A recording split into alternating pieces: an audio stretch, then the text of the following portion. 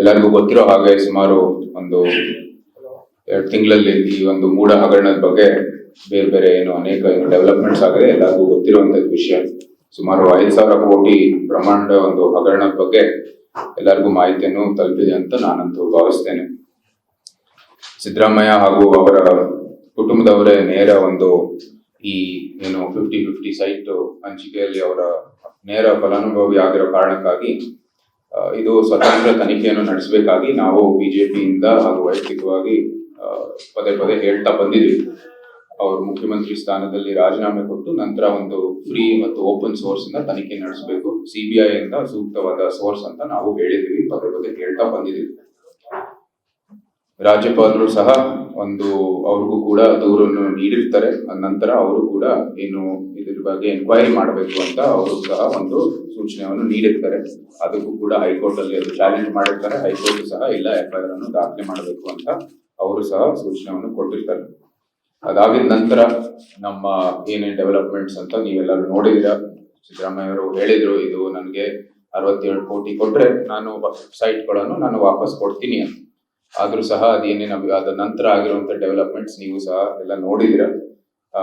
ತಹಸೀಲ್ದಾರ್ ಕಚೇರಿಗೆ, ಮೂಲ ಕಚೇರಿಗೆ ಸತತ 3 ಬಾರಿಗೆ ದಾಖಲೆಗಳನ್ನು ಕೇಳಿದ್ರು. ಆದ್ರೂ ಸಹ ಅವ್ರು ಯಾವುದೇ ರೀತಿ ಪ್ರತಿಕ್ರಿಯೆಯನ್ನು ಕೊಟ್ಟಿರಲಿಲ್ಲ. ಅದಕ್ಕಾಗಿ ಇವತ್ತು 3 ಕಡೆ ಇಡಿಯ ದಾಳಿಯನ್ನು ಆಗಿದೆ. ಅದು ನಿನ್ನೆ ಆಗಿರುವಂತದ್ದು ಸುದ್ದಿ ನೀವೆಲ್ಲರೂ ಗಮನಿಸಿದಿರ ಅಂತ ಅನ್ಕೊಂಡಿದೀವಿ. ಮತ್ತೊಮ್ಮೆ ನಾವು ನಿಮ್ಮೆಲ್ಲರ ಮುಂದೆ ಇನ್ನೊಂದ್ಸತಿ ನಾವು ಕೇಳೋ ವಿಷಯ, ನಾವು ಈ ಮೂಡ ಹಗರಣವನ್ನು ಸಿಬಿಐಗೆ ನೀಡಬೇಕು ಎಂದು ನಾವು ಒತ್ತಾಯಿಸುತ್ತೇವೆ. ಹಾಗೂ ರಾಜ್ಯದ ಮಾನ್ಯ ಮುಖ್ಯಮಂತ್ರಿಗಳು ಸಿದ್ದರಾಮಯ್ಯನವರು ಈ ಕೂಡಲೇ ರಾಜೀನಾಮೆ ನೀಡಬೇಕು ಅಂತ ಬಹಳ ಸ್ಪಷ್ಟವಾಗಿ ಇದು ಶುರುವಾಗಿರುವ ಸಮಯದಿಂದ ಇವತ್ತವರೆಗೂ ನಾವು ಹೇಳ್ತಾ ಬಂದಿದ್ದೀವಿ. ನಿನ್ನೆ ಇಡಿ ಬಂದಿದೆ. ಈ ವೇಳೆ 3 ಸಾರಿ ಡಾಕ್ಯುಮೆಂಟ್ಸ್ ನ ಕೇಳಿದ್ರೇನು ಸ್ಟೇಟ್ ಗವರ್ನಮೆಂಟ್ ಪಬ್ಲಿಷ್ ಮಾಡಿಲ್ಲ ಅಂತ. That itself shows there is something hidden. Okay, ಅದನ್ನ ಜನ ಮಾತಾಡ್ತಾ ಇದ್ದಾರೆ, ಎಲ್ಲರೂ ಗೊತ್ತಿರ್ತಾರೆ. But what will the party take if he doesn't resign? ಯಾಕಂದ್ರೆ ಸಿಬಿಐಗೆ ಎನ್ಕ್ವೈರಿ ಕೊಡೋದಕ್ಕೆ ಆಗೋದಿಲ್ಲ ಅಂತ ಹೇಳಿದ್ರೆ what will be the agenda of the BJP? ಏನು ನೆಕ್ಸ್ಟ್ ನಿಮ್ಮ ಕೋರ್ಸ್ ಆಫ್ ಆಕ್ಷನ್ ಏನು ಅಂತ ನಾವು ಕಾನೂನಾತ್ಮಕವಾಗಿ ಮುಂದುವರಿತೀವಿ. ಆದ್ರೂ ಸಹ ನಾವು ಸಿಎಂ ತಮ್ಮ ರಾಜೀನಾಮೆ ನೀಡಬೇಕು ಅಂತ ನಾವು ಆಗ್ಲೇ ಆಗ್ರಹಿಸಿದೀವಿ. ಮುಂದೆ ನಾವು ಕೂಡ ಹೋರಾಟ ನಿರಂತರವಾಗಿ ನಡೀತದೆ. ಯಾಕಂದ್ರೆ ನಮ್ಗೆ ಇದು ನ್ಯಾಯ ಸಿಗ್ಬೇಕಾಗಿದೆ. ಸಮಾಜಕ್ಕೆ ಮೂಡ ಅಲ್ಲಿ ನಡೀತಾ ಇರುವಂತದ್ದು ಈ ಹಗರಣ ಮತ್ತೆ ಅನೇಕ ಮೈಸೂರಿನಲ್ಲಿ ಅದು ಒಂದೇ ಅಲ್ಲ, ಬೇರೆ ಬೇರೆ ವಿಷಯಗಳಿದಾವೆ. ಅದೆಲ್ಲಾನು ಸಹ ನಾವು ಪರಿಹರಿಸಬೇಕು ಮತ್ತು ಮೂಡನ್ನು ಉಳಿಸಬೇಕಾಗಿರುವಂತದ್ದು ನಮ್ಮ ಮೈಸೂರು ಪ್ರತಿನಿಧಿಗಳ ಒಂದು ಆದ್ಯ ಕರ್ತವ್ಯ. ಅದ್ರ ಜೊತೆಗೆ ಇದು ರಾಜ್ಯಕ್ಕೆ ಸಂಬಂಧಪಟ್ಟಿರುವ ಒಂದು ರಾಜ್ಯ ಮಟ್ಟದಲ್ಲಿ ಇದು ಮುಖ್ಯಮಂತ್ರಿಗಳು ತಮ್ಮದೇ ಆದ ಸ್ವಯಂ ಕುಟುಂಬನೇ ಇದರಲ್ಲಿ ನೇರವಾಗಿ ಅವ್ರದೇ ಆದ ಒಂದು ಪಾತ್ರ ಇರೋ ಕಾರಣಕ್ಕಾಗಿ ಅವ್ರು ರಾಜೀನಾಮೆ ಕೊಟ್ಟು ನಂತರ ತನಿಖೆ ನಡೆಸಬೇಕು ಅಂತ ನಾವು ಬಹಳ ಸ್ಪಷ್ಟವಾಗಿ ಹೇಳಿದ್ವಿ. ಯಾಕಂದ್ರೆ ಇದು ಫ್ರೀ ಮತ್ತು ಓಪನ್ ಆಗಿರುವಂತದ್ದು ಸೋರ್ಸ್ ಇಂದ, ಸ್ವಾತಂತ್ರ್ಯ ಇರುವಂತದ್ದು ಸೋರ್ಸ್, ಅವರು ಯಾವುದೇ ರೀತಿ ಪ್ರಭಾವ ಇಲ್ಲದೆ ಇರುವಂತದ್ದು ಯಾವುದೋ ಒಂದು ಬಾಡಿಯಿಂದ ಇದು ನಡೆಸಬೇಕು ಅಂತ ನಾವು ಹೇಳಿದ್ವಿ.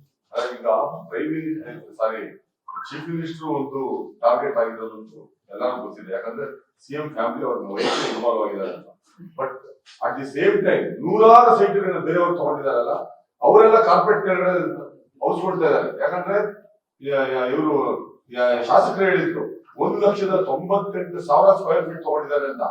ನೀವು ಬರೀ 36,000 ಸ್ಕ್ವೇರ್ ಫೀಟ್ ಬಗ್ಗೆ ಮಾತ್ರ ಮಾತಾಡ್ತಾ ಇದ್ದೀರಿ. ಸ್ಪಷ್ಟವಾಗಿ ಇದು ಮುಖ್ಯಮಂತ್ರಿಗೆ ಸಂಬಂಧಪಟ್ಟಿರುವಂತದ್ದು ಹೇಳಿದ್ವಿ. ತನಿಖೆ ನಡೆಸಬೇಕಾಗಿರೋದು ಪ್ರತಿಯೊಂದು ಏನೇನು ಕಾನೂನು ಬಾಹಿರವಾಗಿ ನಡೆದಿದೆ ಸಂಪೂರ್ಣವಾಗಿ ಅದು ಪರಿಶೀಲನೆ ಮಾಡಿ ತನಿಖೆಯನ್ನು ಮಾಡಲೇಬೇಕಾಗಿದೆ. ನಾವೇನು ಬರೀ ಇದು 14 ಸೈಟ್ಗಳಂತ ಹೇಳ್ತಾ ಇಲ್ಲ, ಸಂಪೂರ್ಣವಾದ ಒಂದು ತನಿಖೆ ನಡೀಬೇಕಾಗಿದೆ. ಆ ರಿಜಿಸ್ಟ್ರೇಷನ್ಸ್ ಎಲ್ಲ ಕ್ಯಾನ್ಸಲ್ ಮಾಡ್ಬೇಕು ಅವ್ರು ಕೊಟ್ಟಿರೋದನ್ನ ನೋಡೋದು. ಮೊದಲೇದಾಗಿ ತನಿಖೆ ನಡೆಸಲಿ, ಇಡಿಐ ಇಂದ ಏನ್ ಬರುತ್ತೆ ವರದಿ ಅಂತ ನೋಡೋಣ, ನಂತರ ಅದ್ರ ಬಗ್ಗೆ ಒಂದು ಘೋಷಣೆ. ಸರ್, ಈಗ ನೀವು ಕಾನೂನಾತ್ಮಕ ಹೋರಾಟ ಅಂತ ಹೇಳಿದ್ರೆ ಇದು 3 ತಿಂಗಳಿಂದ ಒಂದು ನಡೀತಿದೆ ಪ್ರೊಸೆಸ್.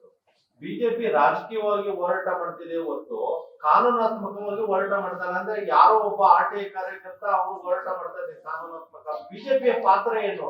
ಕಾನೂನಾತ್ಮಕ ಇನ್ನೂ ನಾವು ಒಂದು ಜವಾಬ್ದಾರಿಯುತ ವಿರೋಧ ಪಕ್ಷ ಆಗಿ ನಾವು ಹೋರಾಟವನ್ನು ನಡೆಸ್ತೀವಿ. ಸಾಮಾನ್ಯರು ಸಹ ಇದರಲ್ಲಿ ಪಾತ್ರ ಇದೆ. ಯಾಕಂದ್ರೆ ಇದು ಸಮಾಜದ ಪರವಾಗಿ ನಾವು ಕೂಡ ಒಂದು ರೀತಿ ಧ್ವನಿ ಎತ್ತಾ ಇದ್ದೀವಿ. ಜವಾಬ್ದಾರಿಯುತ ವಿರೋಧ ಪಕ್ಷ ಆಗಿ ನಮ್ಮ ರಾಜ್ಯಾಧ್ಯಕ್ಷರಾದ ಶ್ರೀ ಇವರು ವಿಜೇಂದ್ರ ಅವರು ಸಹ ಬೆಂಗಳೂರಿಂದ ಮೈಸೂರುವರೆಗೂ ಪಾದಯಾತ್ರೆಯನ್ನು ನಡೆಸಿದರೆ ಇಡೀ ಭಾಗದ ಜನಾಂಗಕ್ಕೆ ಇದು ಏನು ಇಲ್ಲಿ ನಡೆದಿರುವಂತದ್ದು ಕಾನೂನು ಬಾಹಿರ ಹಗರಣಗಳು, ಅನೇಕ ಹಗರಣಗಳ ಬಗ್ಗೆ ಜಾಗೃತಿ ಮೂಡಿಸುವಂತದ್ದು ಕೆಲಸವನ್ನು ಮಾಡಿದರೆ ಅವರ ನೇತೃತ್ವದಲ್ಲಿ ನಾವು ಎಲ್ಲ ಸಹ ಪಾದಯಾತ್ರೆಯಲ್ಲಿ ಭಾಗಿಯಾಗಿ ನಾವು ಕೂಡ ಆ ಕರ್ತವ್ಯವನ್ನು ನಿಭಾಯಿಸ ಬಂದಿದ್ದೀವಿ. ಈ ಎಲ್ಲ ಕೆಲಸವನ್ನು ಮಾಡ್ತಾ ಇದೀವಿ. ನಿರಂತರವಾಗಿ ನಮ್ಮ ಹೋರಾಟ ನಡೆಯುತ್ತೆ. ಕನ್ನಡಿಗರ ಪರವಾಗಿ ನಾವು ಹೋರಾಟ ಮಾಡ್ತಾ ಮುಂದುವರಿತೀವಿ. ಕಾನೂನಾತ್ಮಕವಾಗಿ ವಿಚಾರವನ್ನು ಅದ್ರ ಪರವಾಗಿ ನಡೆಯುತ್ತೆ. ಪ್ರಕರಣವನ್ನ ಸಿಬಿಐಗೆ ವಹಿಸಬೇಕು ಅಂತ ತಾವೇನಾದ್ರು ರಾಜ್ಯಪಾಲರ ಅಥವಾ ರಾಷ್ಟ್ರಪತಿಗೆ ನಾವು ಪ್ರೆಷರೈಸ್ ಮಾಡ್ತೀರಾ? ನಾವು ಸಿಬಿಐಗೆ ಒತ್ತಾಯಿಸಬೇಕು ಅಂತ ನಾವು ಆಗ್ಲೇ ಸೂಕ್ತ ನಿಮ್ ಮುಂದೆನೂ ಹೇಳಿದ್ವಿ, ಎಲ್ಲರಿಗೂ ಹೇಳಿದ್ವಿ. ಸೂಕ್ತ ಅಧಿಕಾರಿಗೂ ಕೂಡ ಅದೇ ಹೇಳೋದು. ಲಿಖಿತವಾಗಿ ನಾವು ಮನವಿ ಕೊಡ್ತೀರಾ ಅಂತ ಅದು ಕೊಡ್ತೀವಿ. ಅದು ಏನೇನು ಪ್ರಕ್ರಿಯೆ ಇದೆ ಇಂಥ ಪ್ರೋಸೆಸ್ಗೆ ನಾವು ಏನೇನು ಒತ್ತಾಯಿಸಬೇಕಾಗುತ್ತೆ ಅದನ್ನ ಮಾಡ್ತೇವೆ.